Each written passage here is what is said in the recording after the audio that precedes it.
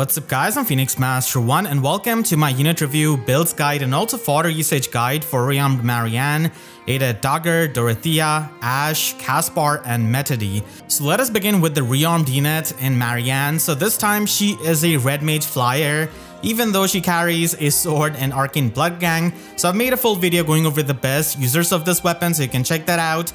But for Marianne herself, she's going to be using this to get the -1 special cooldown, and then in the combat, she's able to get plus 14 to all of her stats, depending on 25% of foes' attacks subtracted with 4.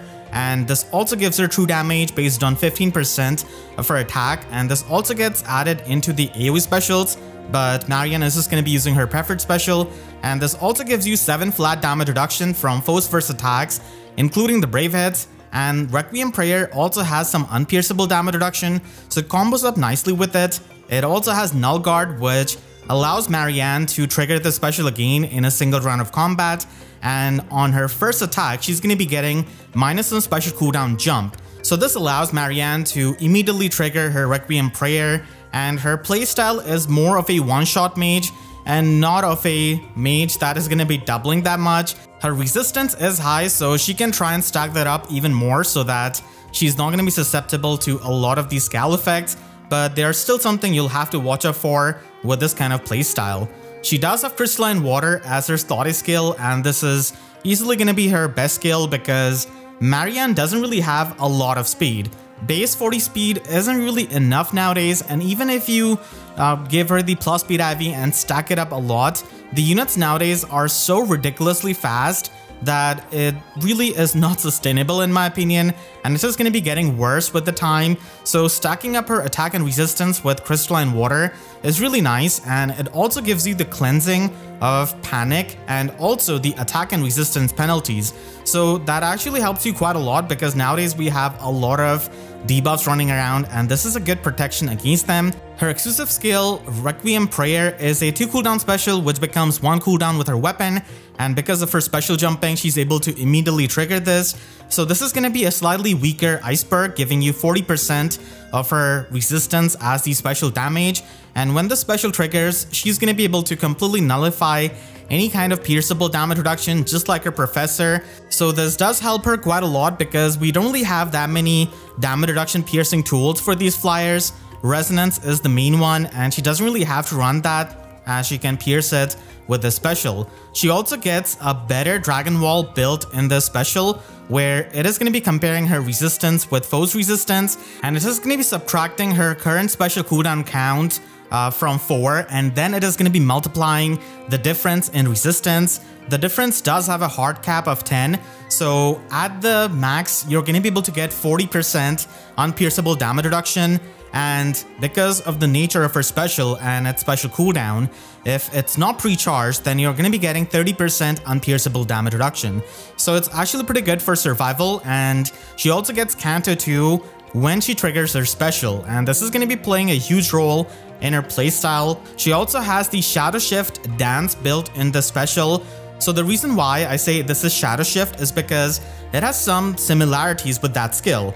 The first one being is that it is not going to be treated as an assist skill, and this is only going to be getting triggered when any kind of Canto triggers on the unit.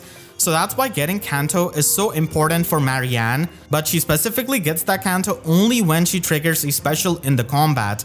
And if you want to get the Shadow Shift dance outside of the combat, like in breaking the obstacles or just dancing up your allies, then you would need to run Sigurd Ring or Fortress Echo. And that's why it's akin to a Shadow Shift skill. And keep in mind that she's able to refresh any kind of ally with this, including the other dancers, which is insane. And this is going to be once per turn, so you cannot do it multiple times. And if you run Shadow Shift Slotsy skill on Marianne, then it is going to be disabling this effect. So don't run Shadow Shift on her whatsoever, she doesn't need that. So this makes Marianne into a really unique unit because she doesn't need to waste an action to dance someone. She can simply attack, then get the Canto, and then refresh an ally. And like I said, Sigurd Ring and Fortress Echo are going to be big components of her playstyle, even though she already gets Canto 2 out of the special. The reason being is that you want to have that external Canto outside of the combat so that you can dance up your dancers or just any kind of ally or even after breaking the obstacles. And this does mean that she's going to be at the mercy of Canto Control, because when Canto Control triggers, it is going to be completely cancelling any kind of Canto that she's able to get, because she's a ranged unit. So that is something she's not going to be able to avoid.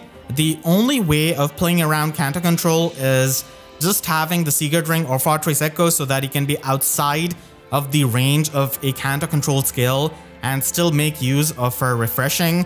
And that's why you'll have to watch out for it, and keep in mind that the Canto Control skill only works when you're in 4 spaces of that kind of enemy unit. And any kind of good team in Aether Raids defense or in Summoner Duels is going to be having Canto Control, but still Marianne can be really effective because of having the Shadow Shift dance.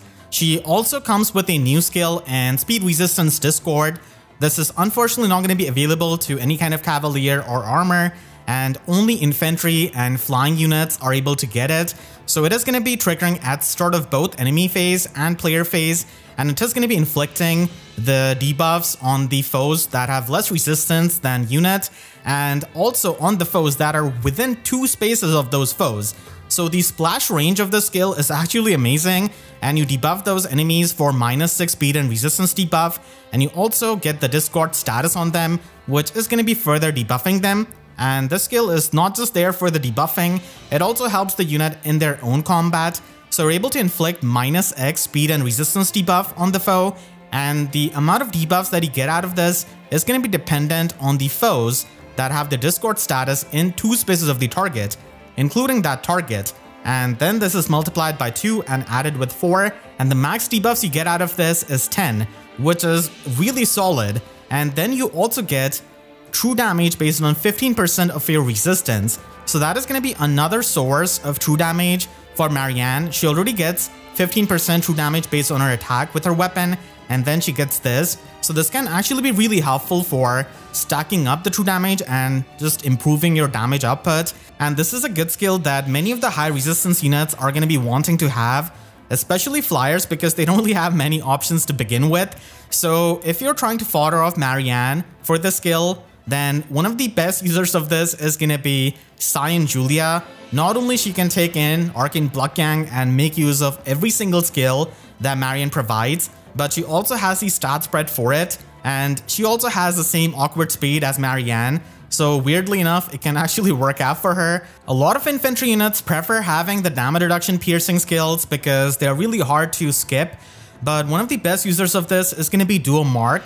So he does have really high resistance, and he already debuffs the enemies with his weapon and also inflicts them with the sabotage and the stalled status. And then you can run the ploy skills to get even more negative status effects.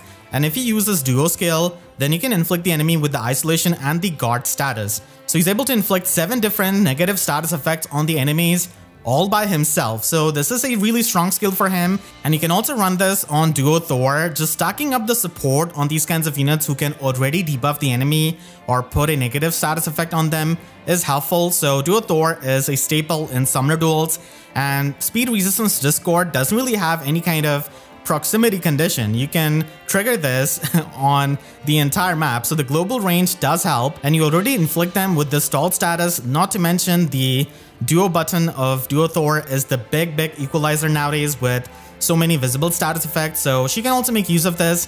And now with Emblem Sigurd Ring, you don't necessarily need to run the Fortress 4 skill on her slot piece, so this could be run instead. There are a lot of good slotsy skills that you can run with this, and Deadly Miasma is also a nice option as you can ignore any kind of visible buffs of the enemies, and you also debuff them even more in the combat. And then you could set up the Haste Terrain. You can also run this on a flyer like Morgan, so she also has similar stat spread to Cyan Julia with that awkward speed stat. And Arcane Euphoria is going to be giving you another source of true damage, just like Arcane Blood Gang, even though it's not really as good as Arcane Blood Gang, but still, it's definitely a nice option with this skill. And then you can also double down on the debuffs with running a ploy skill, because as it is, you're going to be boosting up your resistance with Crystalline Water. You can also run this on Brave Sorin, as he's used to enable the assigned decoy team compositions. Lorathor is going to be coming up in a few months, so that is going to be changing a lot. But if you really want to use him still for the assigned decoy teams, then Speed Resistance Discord can be another way of supporting our allies. and firm canto curb also helps, so Soren can just stack up the resistance and provide that kind of support and enable the near save and far save tanking. You can also run this on a mythic like Goto. Now I show a light mythic for a specific reason, because speed resistance discord is going to be doing nothing for you in the Aster season, because Freyr is just going to be cleansing that up. So in the light season you can try and run this on Goto, provide more support with the ploy skill and the debuffs of discord, and hopefully provide more value as a core mythic. Coming back to REARMED Marianne, she's an incredibly fun unit with the Shadow Shift dance and does have usage in competitive game modes like Summoner Duels and Aether Raids offense, and even in Aether Raids defense if you want to. But in Aether Raids offense in the Gale Force teams, she can definitely help you because she can refresh other dancers, and in the Chaos season, you can only have one dancer per team, and Marianne is not counted as a dancer technically, so that does help you, similar to Brave Marianne. And she does have more damage output than Brave Marianne, but she's going to be running into similar problems like her, because a lot of times she's just not going to be able to kill a lot of the far saviors like Duo Fiarm, so it is going to be a dead end. But the good thing is that with REARMED Marianne, you can still refresh someone if you run another form of Canto on her, like Fortress Echo or Sigurd Ring, so that can help you a lot. And in Summoner Duels, you can break an obstacle and dance up an ally in her Canto, and because she's going to be dancing someone in her Canto, it is not counted as a separate action, so it does help in the action economy as well. If you're going to be building her up, then I do suggest going for the Resistance Super Boon. It is really good with Crystalline Water and the Discord skill that she has got, and then you could go for her attack stat, as she is mainly going to be trying to one-shot the enemies, and again, speed is pretty awkward, it's not really all that high, and stacking it, especially at lower investment, isn't really going to be helping you that much. If you're going to be using her on super budget, then you can simply give her Still Water as the Sacred Seal and hit that amazing 0 defense, and Sigurd Ring is going to be really good for her. Like I've been saying, another form of Canto, either Sigurd Ring or Fortress Echo, completely changes the way that she plays, and yes, it does overlap a bit with her special, which already gives her Canto 2. But the purpose of Sigurd Ring or Fortress Echo is to refresh someone without entering the combat, which is a big thing. Fortress Echo is a bit more expensive, but it frees you up from running Emblem Sigurd, so you could run Emblem Celica instead, or you could just run any kind of other emblem in the future, so that is something you can do. And Soaring Guidance is going to be pretty nice slotsy skill that you could run if you're going to be running Fortress Echo, so you can still give the warping to your allies, and also the half null follow-up, which can be really helpful. Her default speed res Crux is decent skill. It acts as a pseudo half null follow for her and can give her the guaranteed follow-up attack, but there are definitely other options that you can try and run. And if you're going to be running Soaring Echo on her, then you can definitely try and run Emblem Sigurd as the ring, as per usual, and double down on the debuffs by running a ploy skill like Attack Resistance Ploy. Unfortunately, we don't really have Attack Defense Ploy. That would have been perfect to debuff all of these stats of the enemies, but the ploy skill is going to be helping you as you're already going to be stacking up the visible resistance. And then you can also run her with Deadly Miasma. As I mentioned before with Duo Thor, Deadly Miasma does work out pretty nicely with Speed Res Discord, with the in-combat debuffs, and also enabling you to set up the haste terrain. So that is also an option, and you're going to be getting that if you're going to be foddering Attuned Ivy for Soaring Echo. You can also run her in Aether Raids offense, and there Wings of Mercy 4 is really needed, and Fortress Echo is also going to be needed so that you can dance up your allies without entering any kind of combat. And you can also run a ploy skill for the support, but again, in the Aster season it does not really matter much because Freyr is going to be cleansing that. So depending on your season, you can run the slotsy skill. You can also smite an ally and then dance them up with Fortress Echo, and if you don't have the Echo skill, then you can just run Emblem Sigurd if that is not being run on any kind of other ally. Hated Dagr is a sword infantry unit, and she has got Vidofnir's Edge as her preferred weapon. This gives her minus some special cooldown, and she's got a bit of a supportive aspect where she's going to be giving herself and the allies in 3 rows and 3 columns centered on her the +6 attack and speed buff, and also the null follow-up status. So nowadays we don't see a lot of units having null follow-up in their kit or even their preferred weapon, so this does help them quite a lot even if they are an insane unit like Brave Felix. So it's a decent support, and she's going to be also getting extra stats in the combat depending on the number of allies in 3 rows and 3 columns centered on her times 3. So this could go up to max 14, and she also has null penalties effect built in her weapon, so she's not bothered by any kind of debuffs, which is really good. But I would have liked to see the unity effect just like Mythic Dagr. That would have been really fun for stat stacking. And then she has got Null Guard built in her weapon. This allows her to easily trigger stuff like Gust and retaliate back with it. And it also allows her to easily loop Godlike Reflexes if you're going to be running that on her. She also gets true damage based on X and flat damage reduction based on 50% of X. So this X is going to be the highest total bonuses among herself and the allies in 3 rows and 3 columns. And the true damage is going to be around 24 if you're going to be buffing all of these stats. And flat damage reduction is going to be around 12, which is not really all that bad. And keep in mind that she gets 2 instances of the flat damage reduction.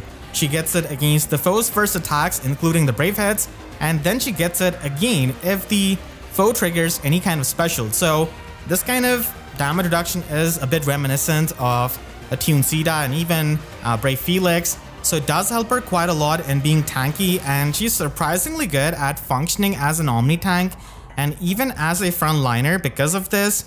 And nowadays we have so much special jumping and null guard effect that units are going to be triggering their specials, so having the additional flat damage reduction against that is going to be going a long way.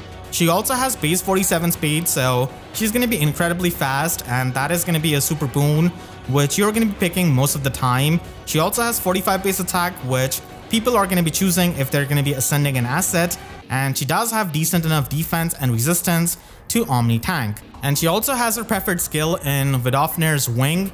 So this has got the innate Pathfinder built in.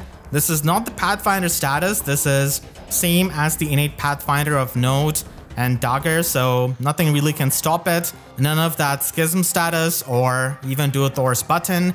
And at sort of turn, she's going to be giving the Pathfinder status to one support partner of hers, or if she doesn't have a support partner on the team, then it is going to be going to one highest defense ally. And now she could be used in Aether Raids defense, where you could just have some kind of high defense unit enable the Pathfinder, so you could have another Pathfinder on your team, and that could definitely catch people off guard because the Pathfinder status is only going to be given to that unit when your team's phase begins. And for the enemy, that is going to be at sort of their enemy phase. So it can definitely spook people, and this does allow her to function as an amazing Summoner Duels unit. You mainly use her with Brave Crom and another unit who's going to be getting the Pathfinder status from Dagr, and now it's going to be Emblem Sigurd most of the time. So Brave Crom can go ahead and reposition Emblem Sigurd, copy the Gallop status, get the extra 2 movement, and also copy the Pathfinder status. So this way you're able to have pretty much 3 Pathfinder allies on your team. Keep in mind that if you use something like Citrine to spread the Pathfinder status, that is not going to be working, as Citrine's weapon explicitly states that. And Pathfinder teams are going to be even more common, as now people also have Aided Dagr for Summoner Duels S along with their regular Mythic Dagr. This also inflicts -5 attack speed and defense debuff on the foe, and it does have the in-combat panic built in, so it does help against the units that just have the auto buff, similar to Aided Dagr herself with her weapon. And she also has 50% damage reduction piercing, and then she's got 7 HP healing after the combat. So if you have used Mythic Dagr, then you already know how this is going to be going. She does come with attack speed XL, which is going to be giving her even more flat damage reduction, and it is also going to be having 2 instances with when you get the flat damage reduction, and it's just going to be based on the number of spaces moved by whoever initiated. And she does provide this fodder as well if you're going to be foddering her for Reposition Gait, which is a new assist skill that she brings, and this is going to be the main assist that you're going to be wanting to use in Arena. So this is a 400 SP assist. It's an upgraded Reposition where you get Canto 1 after using your assist, so it does help in the positioning, but unfortunately this is only inedible to infantry and armor units. Flyers and cavalry units don't get it. I mean, I can kind of understand why flyers, they already have so many tools, but I'm not sure why cavalry units have to pay the price every single time. So because this is a 400 SP skill, this is going to be used on your score sticks in Arena, and one of the biggest examples of it is going to be Marinne. She is the best Grail unit that we have right now, bar none, and she also scores the highest for Arena. So a lot of people are going to be investing in her, and she already gives out the visible buffs with her weapon. So rally is not really needed all that much, and this reposition can also help you get the Canto one. So that kind of frees you up from running Emblem Secret Ring to get the Canto on her. So it does help, and Marinne also got the tier 4 safe skills as another tool. You can also run this on any kind of score stick. I'm giving example of newer female Kana because despite not having a preferred weapon, she can still score pretty high because of high Dragon Wall and doesn't counter Dragon Sacred Seal. So she can give even more support and get the Canto herself. And it can also go on any kind of unit that can get extraction after using their assist. She's easily one of the best duo units in the entire game.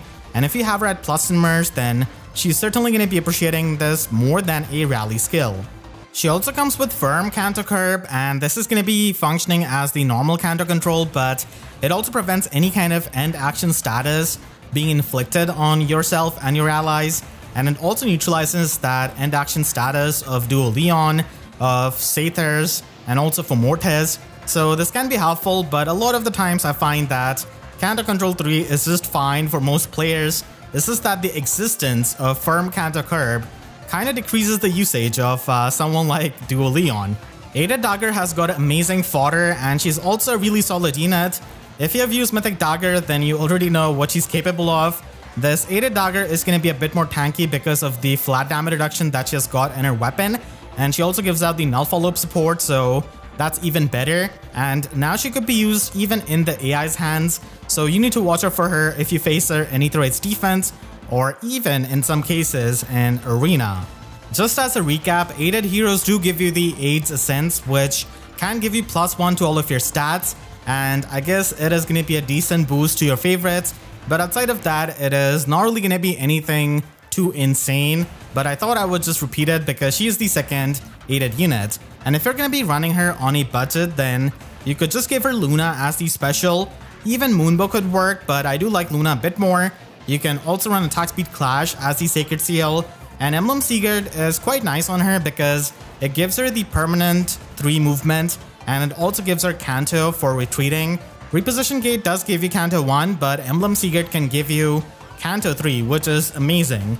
And if you're going to be giving her something more expensive, then I would definitely suggest going with Gust as the special. So I do think that it's her best special. You can even run Godlike Reflexes, but then you're going to be needing to pre-charge it, and you also need to loop it. She does have Null Guard, so it's not the hardest to loop it, but you're going to be needing some support. So if you're going to be using Godlike Reflexes, you could just run Emblem Marth to make it a 1 cooldown special, which does help you pre-charge it and then loop it. And if you're going to be running Gust, you could still run Emblem Marth, but Emblem Secret also becomes an option. And if you're going to be using her in Summoner Duels, then her kit is already so good with firm Canto Curb, which you absolutely need in that game mode. So there's no need to change that, and even Attack Speed XL is pretty nice for this Lottie with the flat damage reduction, and Plus Speed IV is the one you should be picking. And if you're going to be giving her Gust, then at the moment of making this video, there are only 2 units in the game who can provide you with that special. So if you go down the route of Brave Felix, then you could also give her Endless Tempest. This does give her the permanent 3 movement and allows you to run something else than Emblem Secret as your engage ring. So you could just run Emblem Marth as a 1 cooldown Gust. Endless Tempest also ignores the visible buffs of the enemies, but Dagr already has the in-combat panic, but still it's a nice skill to pick up, and you could easily try an Omni-Tank with her by using Distant Counter Melee Sacred Seal. She's surprisingly tanky, so she can function in that role as well. And if you're going to be going the route of attuned Erica, then you could give her D-bonus doubler and maybe give Breath of Life to attuned Erica before foddering her, so that way you could chain it. And Breath of Life is going to be helping you with this kind of omni-tanking build, and it can also be a support that she can provide to the other allies along with the null follow-up support. But keep in mind that if you're going to be using her in Summoner Duels or Aether Raids defense, she absolutely wants her default firm Canto Curb. After so many seasonal alts, Dorothea finally gets a base version, and she's a 4-star focus on this banner. And after this banner is over, she's gonna be in the 3-star, 4-star pool. And this time she is a blue infantry mage, and she's got a Vulture weapon, which I guess is a reference to her being first present on the Plagian banner. But yeah, this just has the Plagian effect or the foe penalty doubler effect, and this is certainly going to be replaced with much better weapons, even when it comes to the non-arcane weapons. And she's got speed cantrip, which is decent for the bridge fodder, but Infantry Null follow-up 3 is just amazing in the 3-star, 4-star pool. And I'm kind of impressed with the fact that it only took it 2 years to be in the 3-star, 4-star pool. It was released in 2022 with Ascended Celica, and there are way older skills than this that have still not found their way into the 3-star, 4-star pool, like the lull skills, so this is really useful. Now, coming to her stats, unfortunately it's kind of underwhelming. She has a lot of resistance, which is amazing for running the ploy skills and the discord skill, and it also has a super boon, but everything else is just kind of unimpressive. 40 base attack isn't really all that much, and 36 base speed is kind of slow.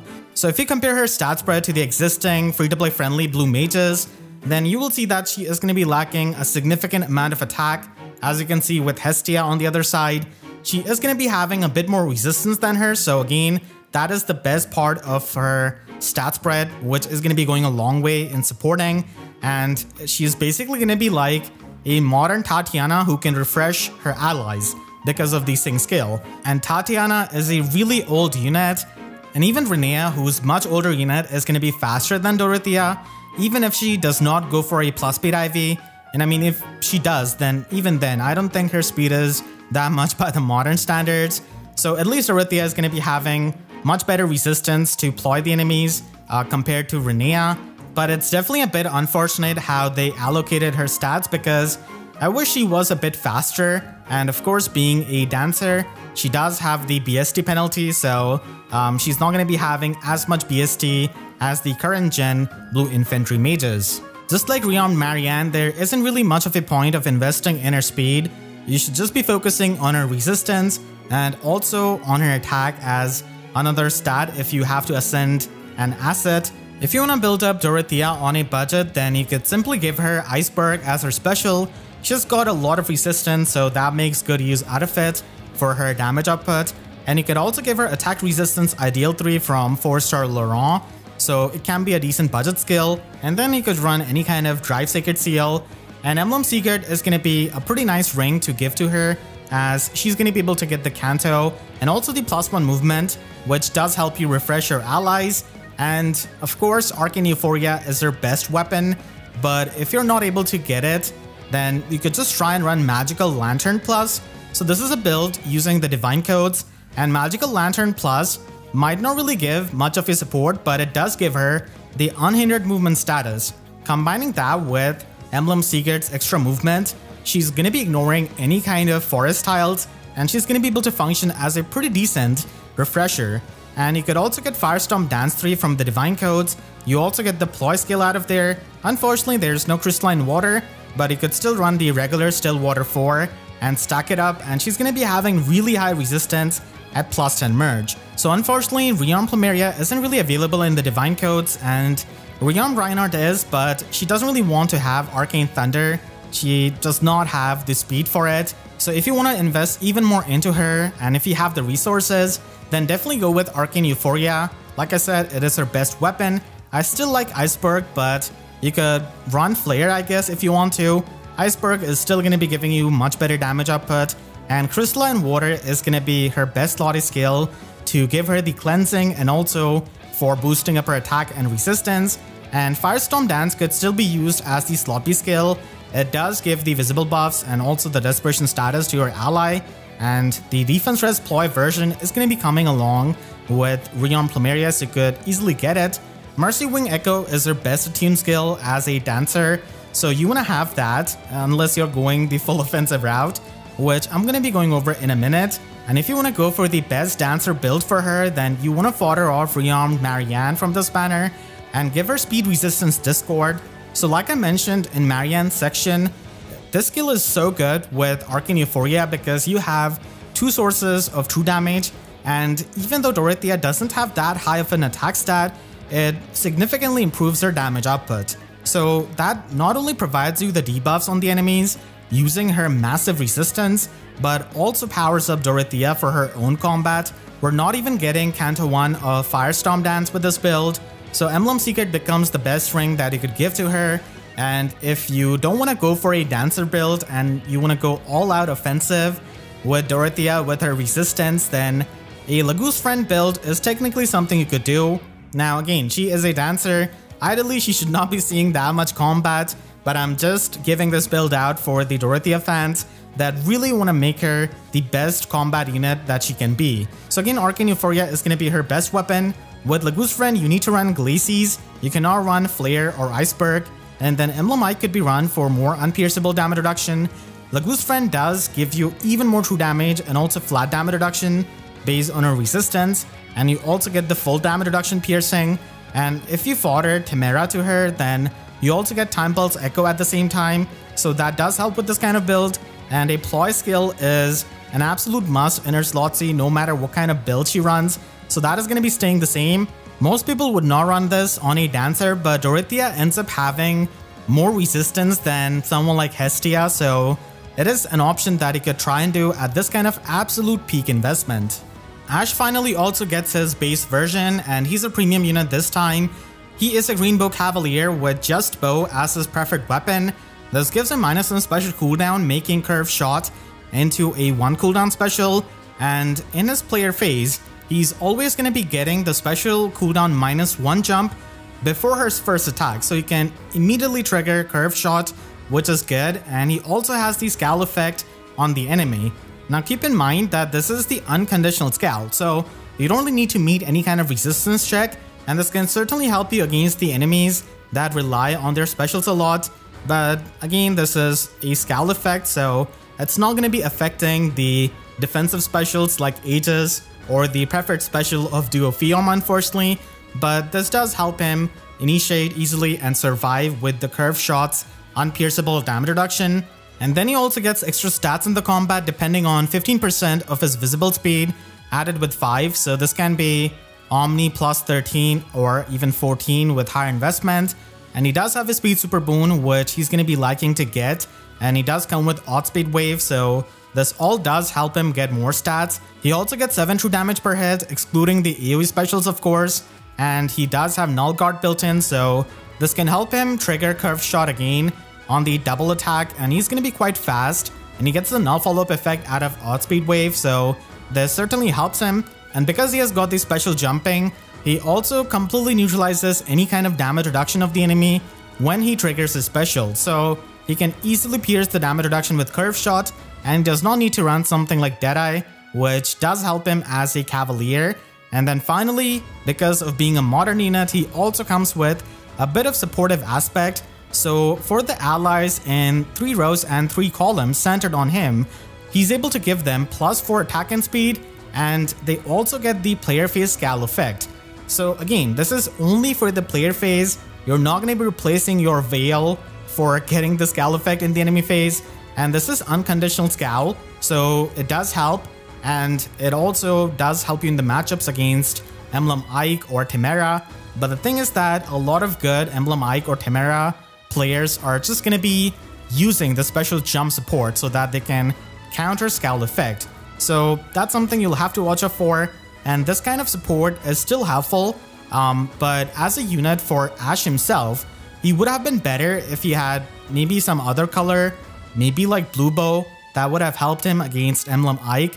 But we just got Fogado as a Green Bow Cavalier last month, and in my opinion, Fogado is better in the combat. He doesn't provide any kind of support like Ashe, granted, but for his own combat, it is going to be better because he disables any kind of enemy specials, including the defensive specials like that of Duo Fiorm, which is something that Ashe is not really able to do.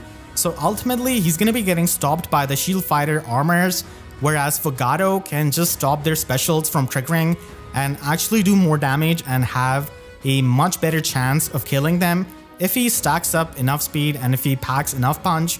He also has the damage reflection, so again that does help him with the damage output, whereas Ashe just has a capped true damage at 7, which is reminiscent of like book 2 units.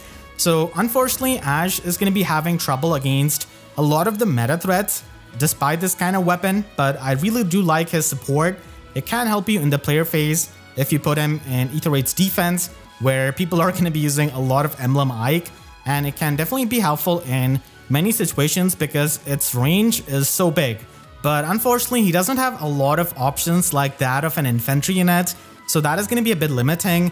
If you want to fodder him, his fodder is also amazing with Curve Shot, Flared Sparrow, and Oddspeed Wave, and he is going to be in the normal summon pool unlike Summer Gulvig, and it's a really good skill for so many of the Cavaliers as they lack null follow-up in many scenarios. If you're going to be using Ashe on a budget, then you could simply give him Blade Session as the Sacred Seal. Seal Speed Defense is fine, I guess, on a budget.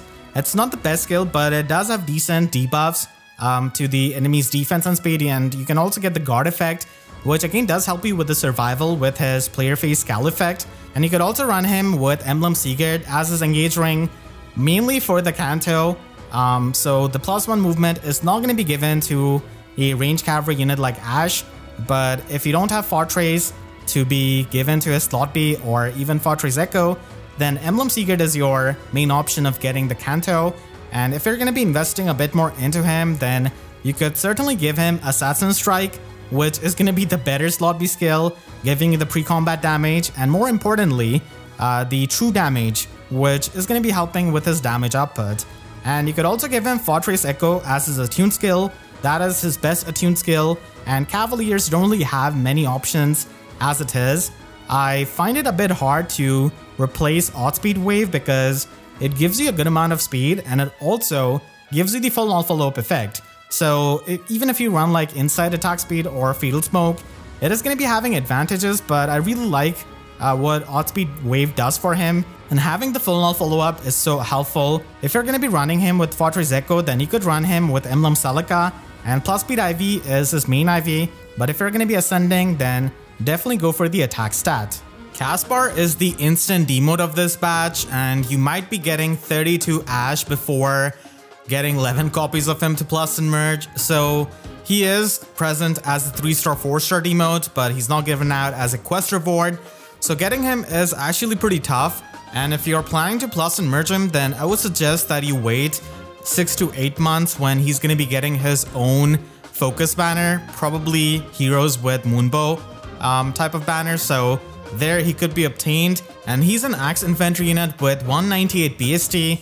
Unfortunately, he doesn't come with a preferred weapon. Instead, he comes with upfront Axe Plus, which gives him +5 attack and speed and also has the null penalties effect on his attack and speed. So this is a bit of an older weapon, and there's definitely a much better weapon in Divine Codes and Arcane Thrima if you want to give that to him. He also has speed defense finish 3 at 5-star, which is good bridge fodder if you want to fodder off Attuned Chimera. But let's be honest, people are going to be realistically foddering her for Lagoose Friend and Time Pulse Echo, and that is going to be eating up 5 inheritance slots. You're not going to be foddering something like speed defense finish 4 from her. So maybe this will be useful in like 2 years when we get Lagoose Friend 3 as a demote skill or something like that. And this is a pretty nice budget skill as it does give you true damage and extra speed and defense. And then unfortunately he's going to be following up with Brash Assault 3, which is just not useful. Even with its tier 4 version, it's kind of outclassed with a lot of these slot B options. And looking at his stat spread, at least he has got a super boon to both of his offenses. He does have 44 base speed, which is definitely workable, and he has got massive base 48 attack. We've got so many Axe Infantry units as free-to-play units that it's not even funny, and it's really hard to follow up after someone like Panette, who does have a really solid preferred weapon. So at least Caspar is going to be having as much attack as her, but he's not going to be having the pulse utility. And there's also Fallen Linus, who does have a serviceable preferred weapon, so he's going to be having much less defense than him. And at least Caspar has got good stat allocation compared to whatever they did with Dorothea. And you could also compare him to some of the older Axe infantry units like Valentine Effie and Female Shez, and it's going to be having more attack than them and even more resistance than Effie. But Female Shez does have more resistance, which might come in handy for Omni tanking. And even though she does have a preferred weapon, ultimately I do think that Arcane Thrima is the better weapon. And if you're going to be building up Caspar on a budget, then you could just try and give him Speed Smoke 3, and Moonbow as a special works out fine. You could give him Emblem Seagard so that he could have 3 movement and some Canto, and that would be perfectly fine on a super budget. But if you're trying to give him more skills, then Divine Codes has got a lot of skills that you could give him. So you can give him Arcane Thrima, which is there, and that is his best weapon. No inhittable weapon comes close to it. And Arcane Thrima also gives you full null follow-up and full tempo effect. It also gives you the debuff, so that's at least some kind of support that you're able to give out. And you can also get Buffer 4, Attack Speed Finish 4, and Godlike Reflexes from Severa. Now, if you don't have some of the expensive skills, then you'll have to make use of this kind of build and make use of the dodge damage reduction, but still, you could get some unpierceable damage reduction with Godlike Reflexes and also run Emblem Ike with him. And then you would have to arrange Attack Speed Pledge for him because that is needed with this build to loop it. Or you could even give him the Special Charges support if you don't have this skill, and then he can easily run Distant Counter Melee. You can also upgrade him with Lagoose Friend if you have access to it, and you could also fodder Brave Felix to him, so that will give him Attack Speed Excel and Endless Tempest. And Lagoose Friend is easily going to be his best lobby skill. Even though he doesn't have some insanely high defense, it does work out well for giving you the flat damage reduction and full damage reduction piercing. And Attack Speed Excel can stack up even more flat damage reduction. And unfortunately, with Arcane Thrima and Lagoose Friend, you're not going to be able to run Gust. So Godlike Reflexes is going to be your main special that you're going to be running. Endless Tempest does mean that you can get the permanent 3 movement, and it does have good synergy with the Excel skill. Of course, you don't have extra action like Brave Felix, but it is still good offensively, and defensively, you're going to be ignoring any kind of visible buffs of the enemies. With Godlike Reflexes build, there's not really any kind of need of Time Pulse Echo. I guess you could get it if you're going to be foddering Attune Chimera to him, but you could even opt for Breath of Life 4, as that is one of the skills he can also make use of. And Null Counter Disrupt Echo is pretty much going to be his best attune skill along with this kind of build. And an absolute max investment, you could run him with Distant Bonus Doubler and also Breath of Life 4 with Lagoose Friend. So this is the max Omni Tank build, which is going to be giving him the healing, which helps him against the AoE specials, and it also gives him the bonus doubler effect, and you can run another Sacred Seal to stack up even more stats. Metodey is the Grand Hero battle unit out of this batch, and he's an infantry colorless dagger with Gainful Dagger Plus as his inertable weapon. This is basically the White Wind Bow version of the dagger, or Lucrative Bow Plus version of the dagger, and now it's called Gainful Bow and Gainful Dagger. They made the name change, probably because it had too many characters. So this gives him the Null Follow-Up status and Null Panic status, which is pretty decent. And then it can give you even more attack and speed depending on the bonus status active on him and the penalty status active on the foe. And this doesn't have any kind of cap, so this is a pretty nice inertable dagger, all things considered, if you're not going to be giving him Arcane Tempest. And after his weapon, anything else that he has got is just not holding much of a value, with Sorcery Blade at 5-star and Poison Strike at 4-star. So Sorcery Blade, I guess, could be the bridge fodder for the Hexblade skills, but those Hexblade skills, I would argue, are not really all that good, unfortunately, so it doesn't really mean much. For his stat spread, he does have both of these super boons to his offenses, just like Caspar, and a random resistant super boon.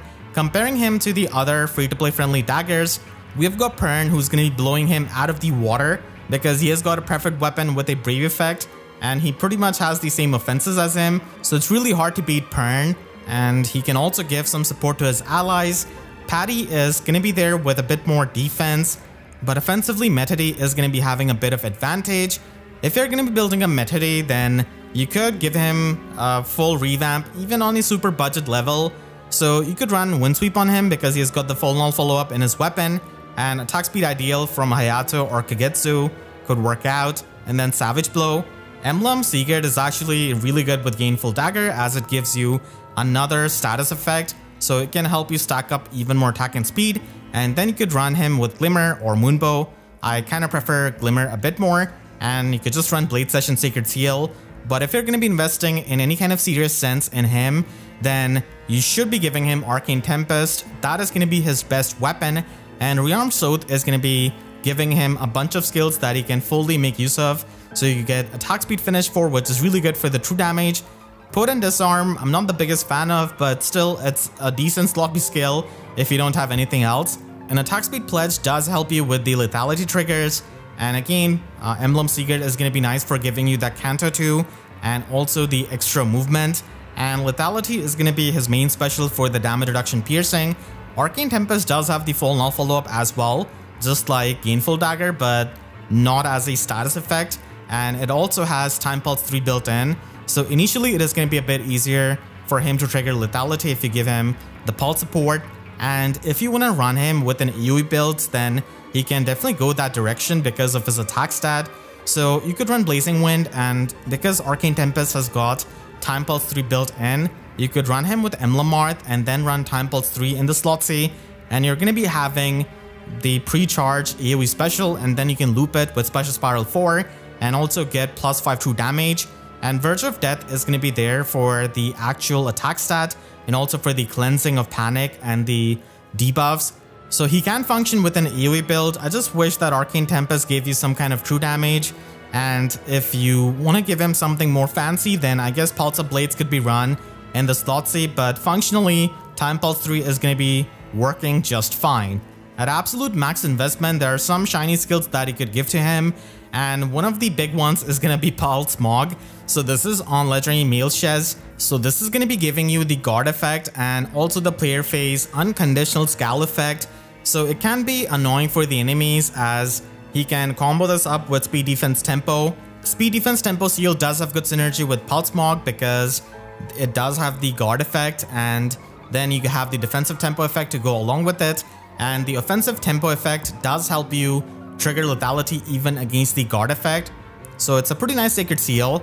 And Pulse Smog is also going to be helping you debuff the enemies with the -7 attack and inflict the guard status on them, which doesn't really mean much nowadays because so many units have got null guard, but still, it's one of the better options that a Dagr unit can run. And then you could run lethality with Emblem Marth. So this way you could have a permanent 2 cooldown lethality, which you're going to be instantly charging up because of Time Pulse built in Arcane Tempest, and then Time Pulse Echo that you could try and run at this kind of peak investment.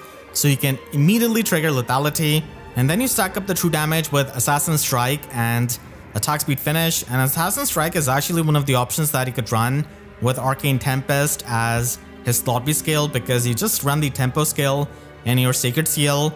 And Potent Disarm isn't really all that good, and I do like Assassin Strike a bit more. And it also gives you the pre-combat damage, and I guess if you want to have the consistent double lethalities, then Flash Barrow is an option that you could consider for the slot A. I want to thank all of my YouTube members for their constant support, and you can click the link on Instagram right now to check out my breakdown and the best user's guide for Arcane Blood Gang, and make sure to subscribe and hit the notification bell, because YouTube sub boxes are about as functional as Poison Strike on a 2024 Grand Hero Battle unit. So with that said, I'll see you guys next time. Thank you so much for watching and have a great day.